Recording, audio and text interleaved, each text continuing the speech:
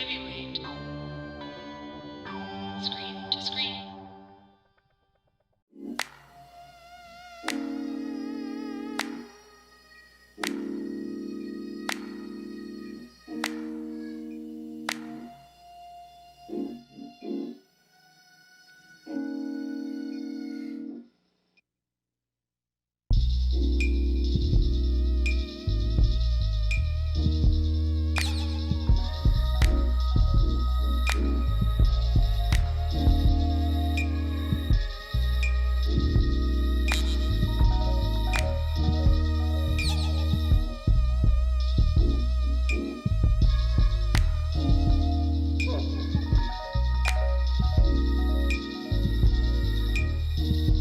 Welcome to Screen Senay,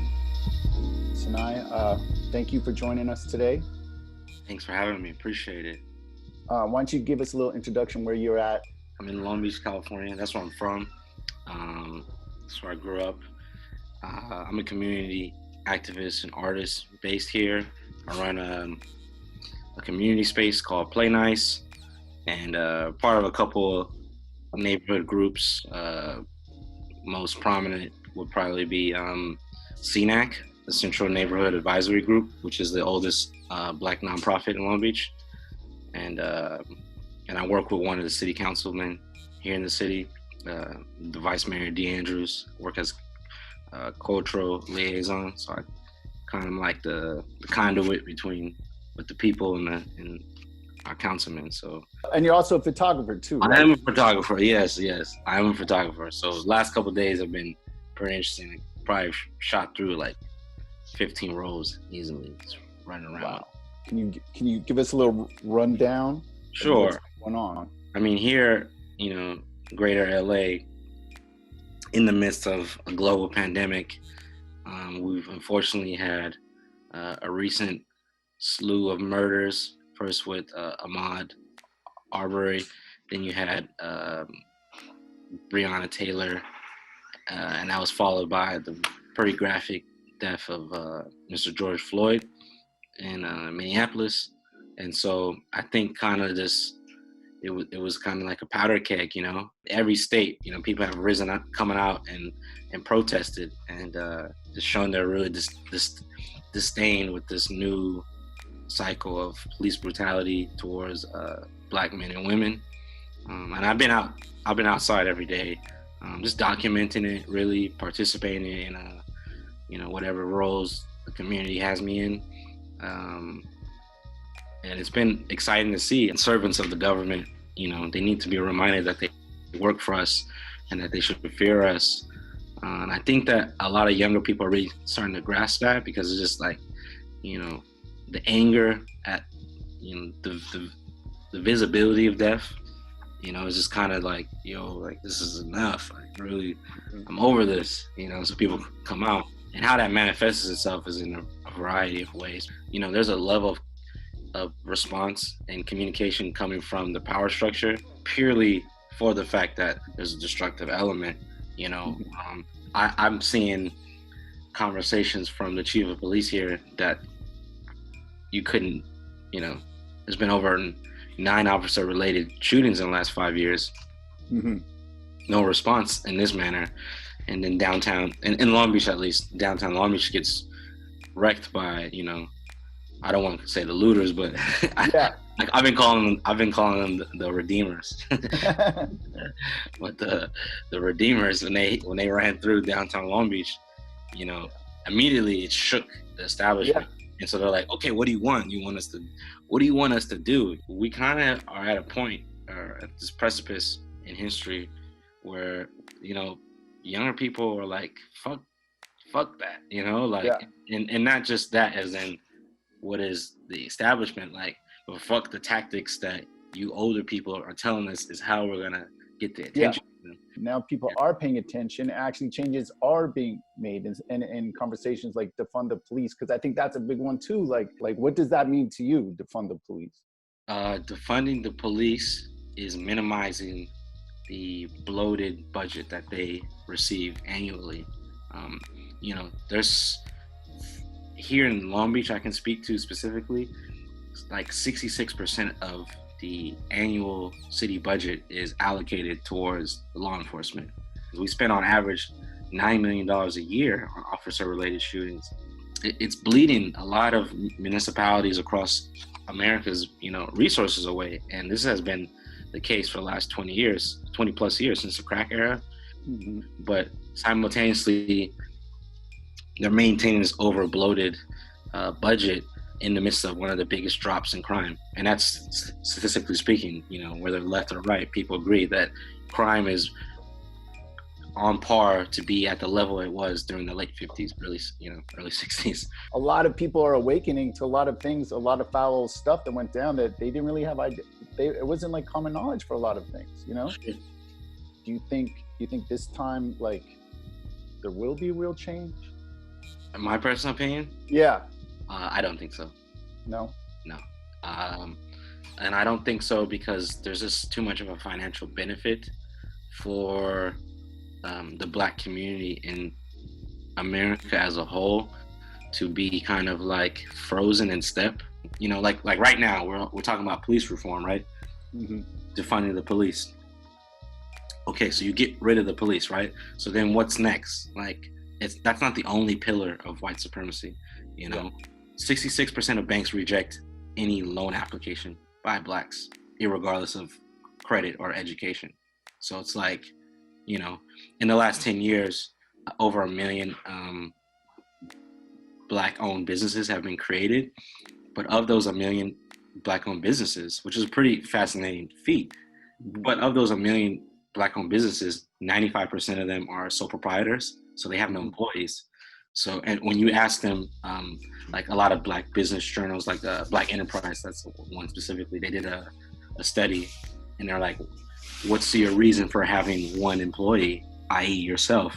Most people say lack of access to capital, Yeah. So it's like, even if I'm Ivy League educated and I have over 800 credit score, if I can't get access to capital from any bank in America, my business will never be able to scale up. If my business can never be able to scale up, I can never truly compete with other communities or even rebuild my own community, and that's just one pillar. Another pillar would be like environmental racism. I grew up in Long Beach, and I grew up near the port, and so statistically speaking, there is a 9-year life difference, life expectancy difference on the part of the city that I grew up in, which is minority majority, versus on the other side of the city, which is white majority. 3 out of 4 minorities in America live in heavily polluted areas or near a freeway entrance or freeway ramp. So that's what I mean. Like, I think it's great that critical mass has kind of folded into the topic at hand. And I think the topic at hand is very important because homicide is the number 1 cause of death for young Black males in America. That being said, I don't know if the movement then transcends into like these other pillars. I think in this particular moment, what you have is a lot of non-Black people stepping up, and that's great. But the issue that they're stepping up on, it's just like, you're a human. You're doing the bare minimum. I think that's what I'm trying to say. And so sometimes that's forgotten. Like, we got a lot more to do if we're trying to really change the world. And I want to be. I think people genuinely do want to change the world. I just think that sometimes we forget how slow these things move. I would like to see more people join organizations, more people supporting Black organizations that already exist, Black businesses that already exist. I mean, I'm part of a group. I'm the only person under 50 years old in the group that I'm in. Everyone else is, it's like 15 old ladies that are from the community. With your bookshop? Well, my bookshop. We have city council people come and meet with us. We have watch commanders, police officers, the commanders of certain entire neighborhoods, the neighborhood that we live in, that come and talk to us, and we can air grievances within the community, and directly talk to those in positions of power. And you have people being like, yeah, they need to create more neighborhood councils. It's like Yeah. we already have those. Like, you need to participate. People gave Bernie Sanders hundreds of millions of dollars. I think that's amazing as a candidate, but they've never donated to a Black museum or Black organization or spent any money within a Black-owned business. You know, and I'm not saying this to like scold anyone. I'm just saying, like, we have to get out of this like this narrow tunnel vision that we have of self and just connect into the collective. And a lot of these issues that we have in the first place wouldn't even exist, like, at all. So just to reel it back a little bit, as like an artist, like, you know, because this is like something we've been doing with the artists, like, what do you think is the role of the artist right now? You gotta support Black artists, and you have to support, and I don't just mean on, like, obviously there's a financial sense there, but you have to give opportunities to people who are speaking to experiences that you don't know anything about. And I think oftentimes what happens is, like, there's from my experience within art, you know, there is a kind of like a talented 10th conversation where it's like, you're the Black cream of the crop, you know, 2-parent household, you went to some Ivy League school, or you went to one of the esteemed art schools in America, and then you get certified, right, as like legit, and then through that lens, you know, you get crumbs thrown to you, and then, you know, you get paraded around as like the token Black artist on, you know, that's represented by such and such gallery. And I think oftentimes by the time that person gets to that level, there's a lot of disconnection with whatever community that they come from. And then they unwittingly get, you know, labeled like as the Black representative of the, you know, the black spokesperson of whatever. And I don't, and because of that, there is like this like the art scene just seemed really late. You know? It would seem like really late to like what is, and I don't just mean like what is hip, what's in the now, but just what is, you know, like people don't, I think a lot of artists get caught up in like, should I be like activist? Should what is my role in terms of what's going on? And I think for most people, I think you can just be a conduit.